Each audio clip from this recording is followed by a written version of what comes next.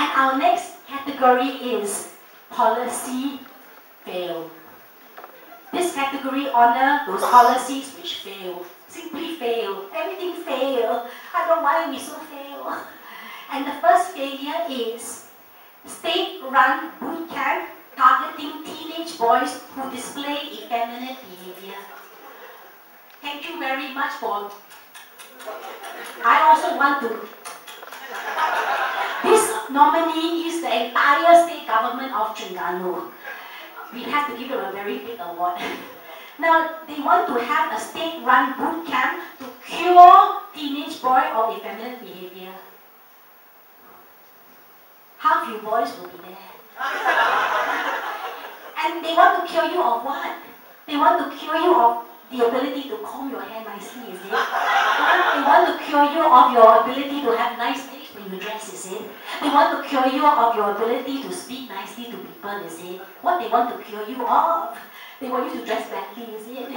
Speak roughly, is it? The idea that all men have to be masculine and all women have to be feminine is very sad. If we had this boot camp in the 1980s, then Malaysia got no Sudirman. Yes, it's true. Malaysia got no Jimmy Choo. And if Malaysia got no Jimmy Choo, the rest of the world is barefoot. And our next nominee is non-recognition of male to female transgender as women. And this is the entire government of Malaysia. They are responsible. They really deserve this award. Because the Malaysian government refused to recognize male to female transgender as women. This was highlighted particularly in the case of Alicia Farhana, who was 25 years old when she died, after she failed to officially change her name after she already had a sex change operation. This is a terrible and cruel thing to do to anybody. But the Malaysian government continues to deny male to female transgender official recognition of women.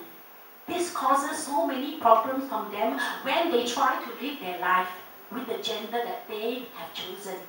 They are stigmatized, they are discriminated, and they are abused. So the whole of the Malaysian government is responsible for this. But we have a winner. Can I have the envelope, please?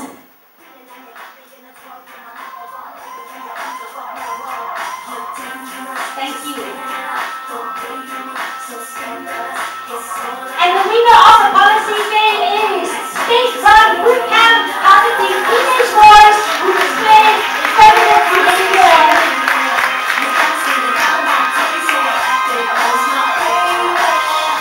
Now, I know that the whole of Terengganu cannot be here today because they are very busy fishing. So I would like to collect this on their behalf. Actually, I want to collect this award on behalf of all the fabulous, effeminate boys in this room because you are all free and you are all fabulous. I love you all! The policy can fail, but we don't have to fail. We can still be fabulous. And finally, our final category for today is our Right on Track category. This is our final category. Our final award is to recognize all those who are right on track with regard to their attitude towards sex and sexuality. The Right on Track Awards. Woo-hoo! And the nominees are sex education or reproductive and social health care education was introduced as a subject in the National Service Training Program. This was done by the Ministry for Women, Family and Community Development. So finally, they have introduced a sex education model in the National Service Training Program. This was developed by the National Population and Family Development Board, the Ministry of Health, the Federation of Reproductive Health Association Malaysia, the All Women's Action Society, the Women's Aid Organization, and the Pacific Outreach Program. So we are right on track, thanks to all the work done by the women's groups in Malaysia, some of whom are here in the room. There is also very good news about CEDAW, or the Convention on the Elimination of All Forms of Discrimination Against Women. So the nominee is the decision that CEDAW is binding on the Malaysian government, and that using pregnancy as a reason not to employ a person is a form of gender-based discrimination. Well done, everybody. This is from the case of Nur Fadilah binti Ahmad Saikin versus Chayat bin Basirul and others. The High Court Judge, Zaleha Yusof, ruled that work termination due to pregnancy is gender discrimination. She said she should be entitled to be employed even if she is pregnant.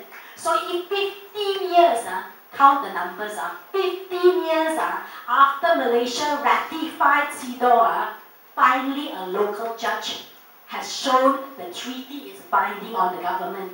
No point Malaysia ratify this, ratify that, ratify everything, like that only. But finally they are working on the ratification. So well done, because now the government is being pushed to recognize the rights of women, that all women should enjoy equality and non-discriminations. Thank you.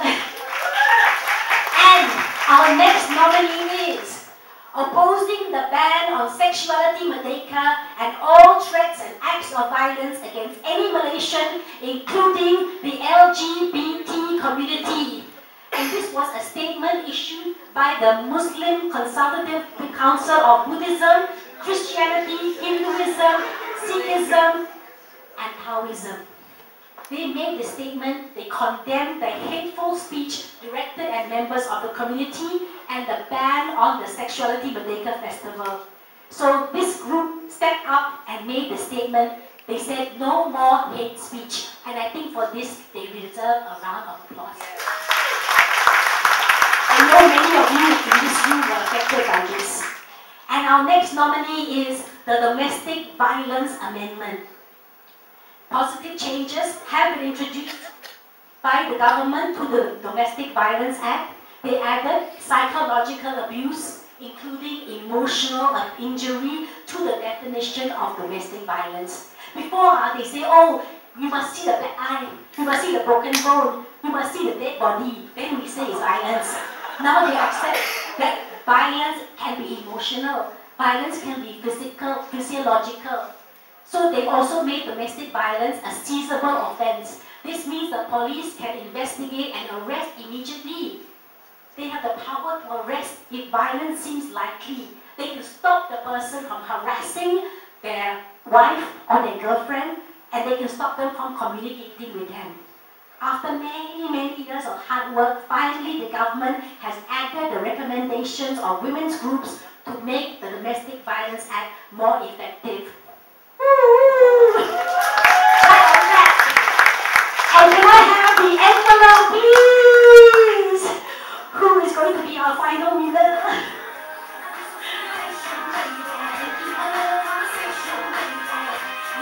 And the winner of the Right on Track Award goes to the decision that CEDAW is binding.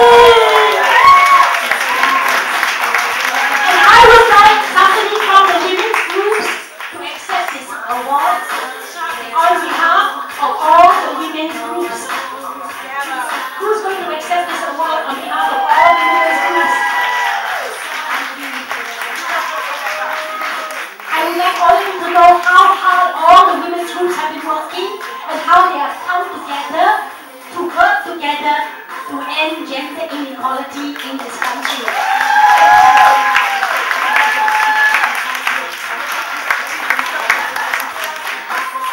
So, everybody, I'm very hot, but that's okay. This is the end of the first inaugural Wat Lah Awards. Thank you so much for coming. To the nominees who have been nominated, to the nominees of the Foot in Mouth Awards, to the nominees of the Insulters of Our Intelligence Award, the Ignoramuses of the Can't Ignore Award, and to the nominees of the Least Helpful to the Sisterhood Award and Policy Fail Award. Now, usually at the end of an award show, people like to say, don't be sad if you didn't win. Don't be sad if you didn't win. Just to be nominated is already a huge dishonor. Usually we like to say, in the eyes of all of us, all the nominees nominees are winners.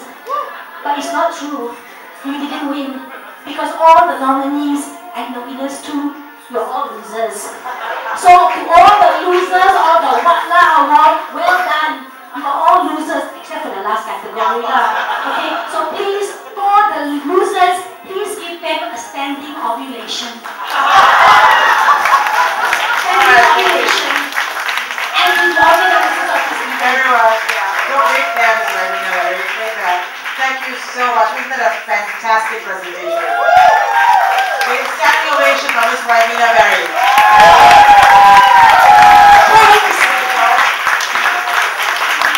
And I now invite all the GAG members, individuals who are really involved in setting up this whole event, in the vetting, the sharing, the comments.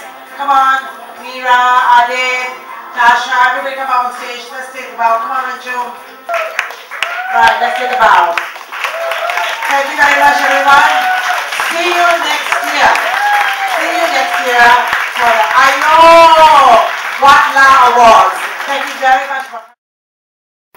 The Aiyoh Wat Lah Awards are about recognizing sexist, misogynistic, homophobic and transphobic statements, acts and policies that have been presented in the media by public figures and institutions.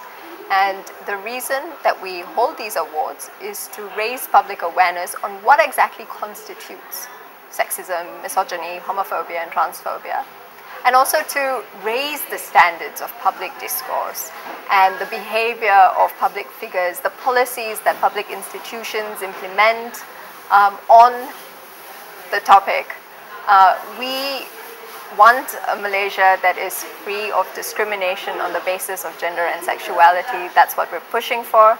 And Aiyoh Wat Lah Awards is just one of the many advocacy campaigns that we pursue for this. It's one of the more creative types though.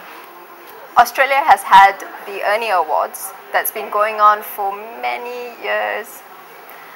And it's a bunch of categories that are bad Ernies and also one good Ernie, and that's also what we did with Aiyoh Wat Lah. We've had 6 categories that are so-called bad categories and 1 Right on Track award. There's also a Where's Alamak Awards in Singapore, and then there's an international awards called the Gender Justice Uncovered. The Gender Justice Uncovered Awards, which award both good and bad court decisions. And the winner of our Right on Track award was actually a nominee for the Good Award there. And that's an international award. So well done, Judge Zaleha Yusuf.